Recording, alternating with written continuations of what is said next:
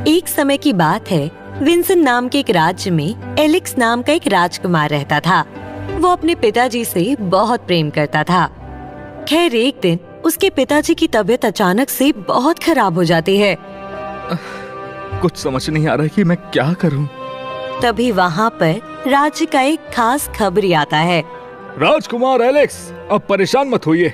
मेरे पास एक उपाय है जिसके माध्यम से आपके पिताजी बिल्कुल ठीक हो सकते हैं। अच्छा, तो जल्दी बताइए प्लीज। देखिए, एक जंगल है जहाँ पर आपको जाना होगा। आपको उस जंगल की एक बिल्ली को ढूंढना होगा, फिर उस बिल्ली के एक सुनहरे बाल को लाना होगा। मैंने सुना है वो बिल्ली उसी जंगल में रहती है और वो कोई जादुई बिल्ली है। लेकिन जंगल तो काफी बड़ा होता है, तो भला वो बिल्ली मुझे कहाँ पर मिलेगी, वो भी एक जादुई बिल्ली?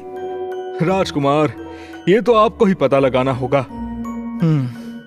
ठीक है, मैं पूरी कोशिश करूंगा और अपने पिताजी की जान बचाऊंगा, चाहे इसके लिए मुझे कुछ भी करना पड़ जाए। हाँ राजकुमार एलेक्स। तो राजकुमार उस जादुई बिल्ली की खोज में जंगल की ओर निकल पड़ता है, जहाँ वो उस जादुई बिल्ली को ढूंढता रहता है। इतनी देर से मैं उस जादुई बिल्ली को ढूंढने की कोशिश कर रहा हूँ, लेकिन वो कहीं दिख ही नहीं रही। और तभी राजकुमार एलेक्स को वो जादुई बिल्ली दिख जाती है। हाँ, वो रही। हम मेरे पिताजी बिल्कुल ठीक हो जाएंगे।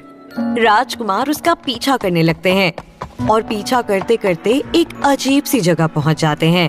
ये जगह कितनी अजीब है। और तभी राजकुमार एलेक्स के सामने एक लाल दानव आ जाता है। तुम कौन हो और यहाँ पर क्या कर रहे हो? माफ करना कि मैं आपकी जगह पर आया हूँ। दरअसल मुझे अपने पिताजी के लिए एक बिल्ली को ढूंढना है। अगर मैंने ऐसा नहीं किया तो मेरे पिताजी की जान खतरे में पड़ जाएगी। कृपया मुझे यहाँ से जाने दीजिए और उस बिल्ली को ढूंढने दीजिए। वो आगे ही गई है।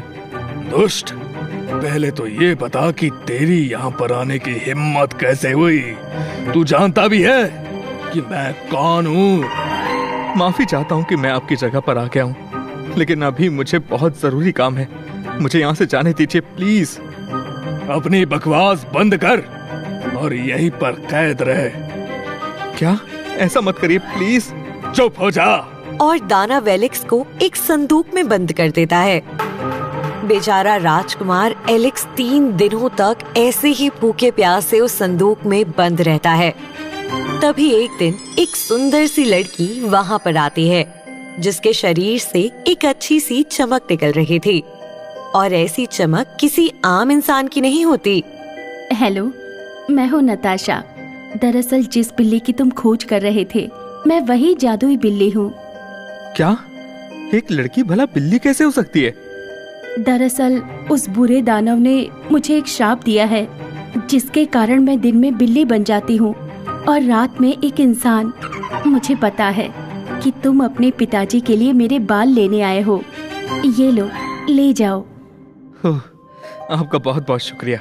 तो बताइए राजकुमारी नताशा, बदले में मैं आपकी क्या मदद कर सकता हूँ? मदद पूछने के लिए बहुत बहुत शुक्रिया राजकुमार। मैं देख सकती हूँ एक समय में आप मेरी मदद करोगे। मैं कुछ समझा नहीं। आप समय के साथ सब कुछ समझ जाएंगे राजकुमार। आपको अगर मेरी मदद करनी है तो आपको ब्लिंटन राज्य में जाना होगा और वहाँ पर एक आम जिंदगी जीनी होगी।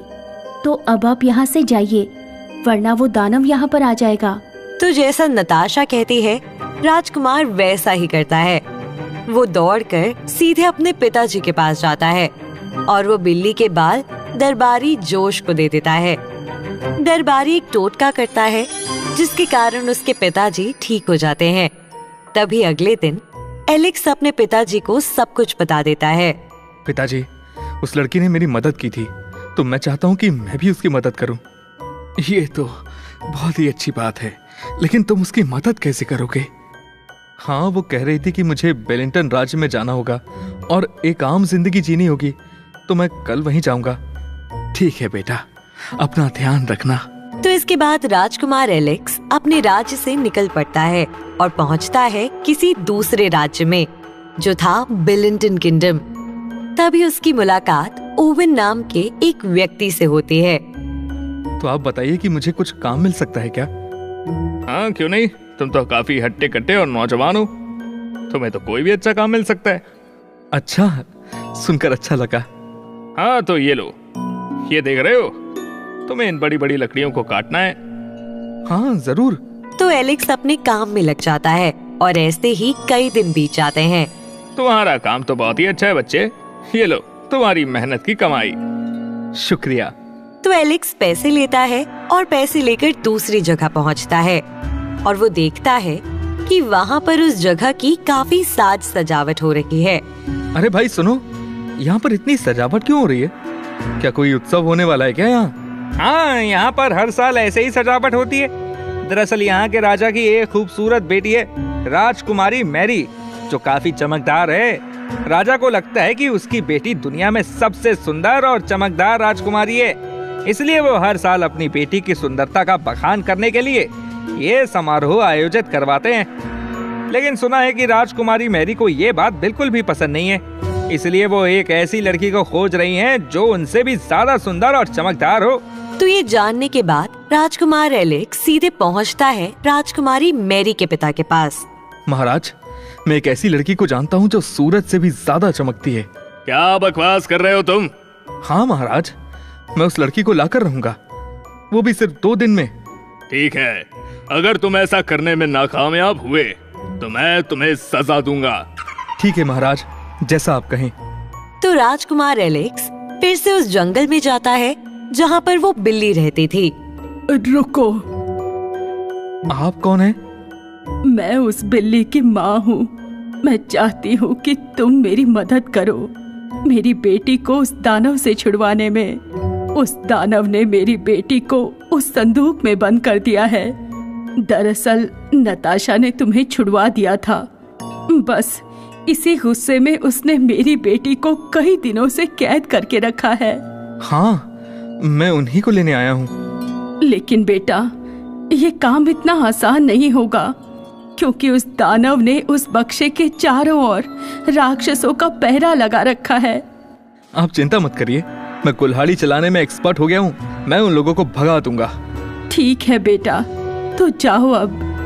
राजकुमार एलेक्स जल्दी से उस संदूक के पास पहुंचता है जहाँ पर 2 डेमन उसका इंतजार कर रहे थे। राजकुमार उन दोनों राक्षसों से लड़ने लगता है और उन्हें अपनी कुल्हाड़ी दिखाकर भगा देता है। इसके बाद राजकुमार जल्दी से वो संदूक ले जाता है। राजकुमारी नताशा, मैं चाहता हूँ कि आप राजकुमारी मैरी की मदद करें। दरअसल वो अपने पिताजी से परेशान है।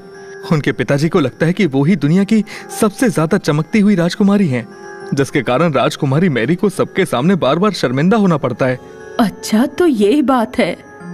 तुम चिंता मत करो, मैं तुम्हारी मदद जरूर करूंगी। अच्छा हुआ कि समारोह रात में है। रात में मैं बिल्ली के रूप में रहती हूँ। अरे हाँ, आपने तो मुझे बताया ही नहीं कि आपके इस श्राप को कैसे तोड़ा जा सकता है। हाँ, अगर मेरे श्राप को तोड़ना है तो एक चीज करनी पड़ेगी। हाँ बताइए राजकुमारी, क्या करना पड़ेगा? अगर मेरे चारों ओर ढेर सारे सोने के बादल बन जाएं, तो मेरा श्राप टूट सकता है। क्या?